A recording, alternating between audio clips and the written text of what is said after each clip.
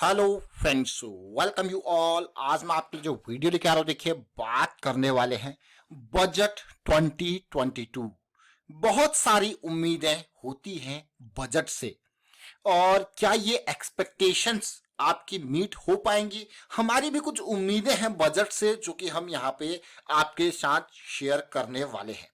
लेकिन सबसे इंपॉर्टेंट बात है, ये बजट जो आ रहा है वो आ रहा है इलेक्शन के बीच में।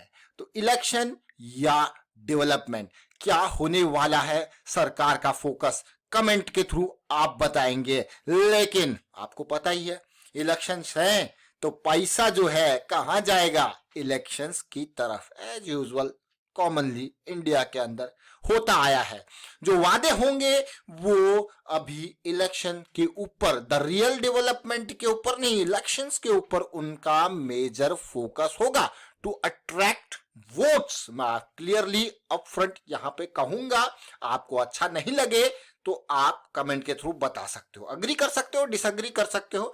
लेकिन यहां पे जो हमारी एक्सपेक्टेशंस हैं वो थोड़ा डेवलपमेंट को मद्देनजर रखते हुए हैं। तो चलिए चलते हैं इनके ऊपर डिटेल में। और आगे बढ़ने से पहले मैं आपको बता दूं, अगर आपने अब तक चैनल को सब्सक्राइब नहीं किया तो जल्दी से सब्सक्राइब कर लें, बेल आइकन को प्रेस कर लें, जिससे आपको नोटिफिकेशन आती रहेगी। और प्राइस एक्शन सीखने के लिए आप ज्वाइन कर सकते हो मेंबरशिप ज्वाइन बटन पे क्लिक करके। सबसे पहले आते हैं टैक्सेस पे। जब भी आपका ये बजट आपके सामने आता है फरवरी 1 2022 को जो पेश किया जाएगा, तो ये जब बजट आपके सामने पेश किया जाता है तो हर किसी की उम्मीदें होती हैं अलग अलग तरीके के टैक्सेस के ऊपर, कि भैया ये टैक्स कम हो जाए, ये टैक्स कम हो जाए। जनरल पब्लिक का होता है कि इनकम टैक्स कम हो जाए। जो थोड़ा सा और इन्वेस्टमेंट से रिलेटेड लोग होते हैं वो कहेंगे भाई यहाँ पे एसटीटी कम हो जाए, जो ब्रोकरेज वाले लोग हैं। कोई कहेगा आपका long term capital gain tax हट जाए, कोई कहेगा डिविडेंड डिस्ट्रीब्यूशन टैक्स हट जाए। अलग अलग तरीके की सबकी एक्सपेक्टेशन होगी। ये तो हमारा एक एरिया हो गया टैक्सेस के ऊपर, गवर्नमेंट क्या डिसाइड करती है। तो ये एक मेजर एक्सपेक्टेशंस जनरली होती है। बट जब एक्सपेक्टेशन ये टैक्सेस की तो बात है, टैक्सेस में तो गवर्नमेंट ने कमाई करनी है, इसके ऊपर थोड़ा बहुत राहत इलेक्शन के मद्देनजर देखने को मिल सकती है। बट बात करते हैं द रियल इश्यूज जो कि अभी आपने देखे, आपने जो रियल इश्यूज देखे वो आपने नोटिस किया होगा। ये सेमीकंडक्टर से रिलेटेड बार बार डिस्कशन हो रहा था। सेमीकंडक्टर के ऊपर बार बार बातें हो रही थी कि सेमीकंडक्टर के लिए जो है स्कीम्स आ रही थी, वो भी इंसेंटिव्स वाली।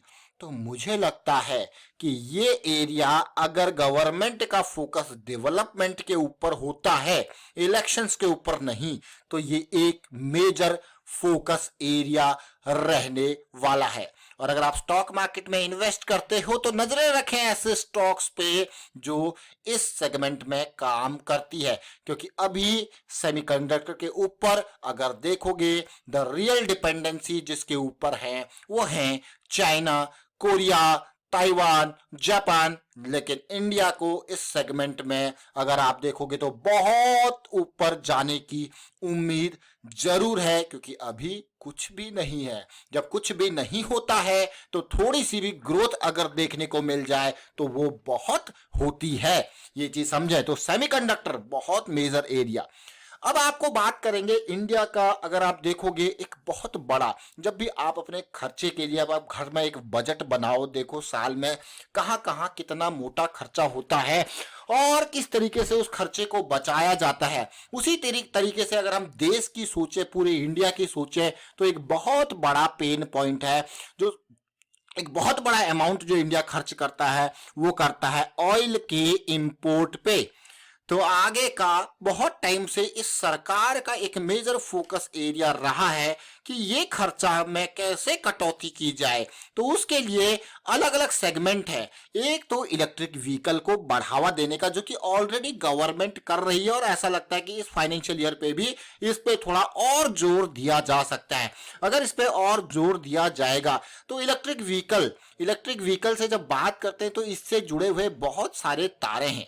इससे ये अकेले इलेक्ट्रिक व्हीकल, अब आप सोचोगे इसके बारे में तो नॉर्मल इलेक्ट्रिक व्हीकल बनाने वाली कंपनी, चाहे बसेस बनाने वाली, चाहे कारें बनाने वाली, चाहे बाइक बनाने वाली, चाहे साइकिल बनाने वाली, जो भी इलेक्ट्रिक व्हीकल, चाहे आप रिक्शा बनाने वाली, ऑटो बनाने वाली, जो भी इलेक्ट्रिक व्हीकल बनाने वाली कंपनीज है, एक तो वो फोकस एरिया में आते हैं।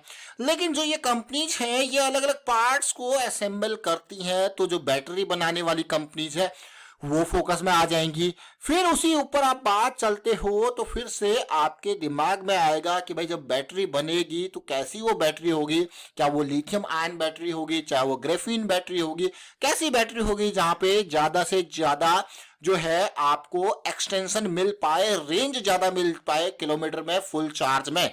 तो वो सेगमेंट में रिसाइकलिंग वाली जो है वो चीजें भी आ जाएंगी। चार्जिंग स्टेशन वाली बात आ जाएगी कि चार्जिंग स्टेशन, और उसके आगे बात आएगी पावर कंपनीज के ऊपर भी। तो ये बहुत सारे सेगमेंट आपके लिए ओपन हो जाते हैं जब बात आती है इलेक्ट्रिक व्हीकल की। यहीं पे नहीं रुकेंगे, आगे देखेंगे ग्रीन एनर्जी। जैसा हमने आपको कहा कि मेजर फोकस जैसे ऑयल का इंपोर्ट की बात हो रही है, उसी तरीके से एनर्जी सेगमेंट में अगर मैं बात करूं तो सरकार का बहुत बड़ा एक एनर्जी, अगर आप देखोगे इंडिया के अंदर जो कोल वाला पार्ट है वो बहुत बड़ा कंट्रीब्यूटर है एनर्जी सेगमेंट में।